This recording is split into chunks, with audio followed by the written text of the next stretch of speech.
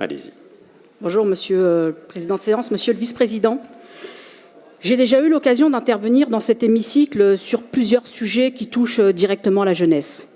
Les RICS, les troubles des conduites alimentaires ou encore l'usage détourné du protoxyde d'azote. Nous ne sommes pas là face à des phénomènes marginaux. Nous parlons de situations qui peuvent conduire à des prises en charge lourdes, à des situations de détresse extrême, parfois au handicap, parfois même à la mort. Le protoxyde d'azote en est un exemple. C'est un produit banal, trop accessible, dont les effets sont pourtant bien connus. J'ai eu l'occasion d'en parler lors de notre dernière commission permanente et il a été également abordé par le préfet de police ce matin.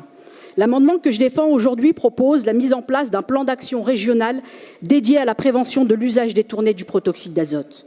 Vous m'aviez répondu que la région agit déjà, notamment à travers son soutien aux associations et aux CRIPS.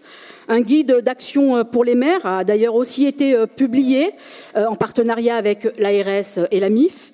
Et ce matin, la présidente de région nous a informé que dès la rentrée, une campagne de prévention dans les lycées aurait lieu. C'est une bonne chose. Mais la question est simple. C'est de savoir si ce sujet est clairement identifié et traité en tant que tel dans l'action régionale de manière à être visible et à permettre aux acteurs de solliciter la région sur le sujet. Car lorsqu'un phénomène prend de l'ampleur et produit des conséquences aussi lourdes, il faut savoir, vouloir le rendre politiquement visible. C'est ce que nous avons fait concernant les RICS.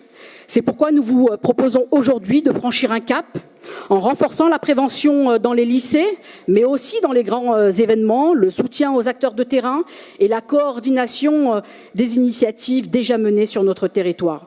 Celui de sa reconnaissance comme enjeu spécifique et d'une réponse régionale structurée à la hauteur de ses conséquences sur la santé des jeunes. C'est pourquoi nous vous proposons d'adopter cet amendement.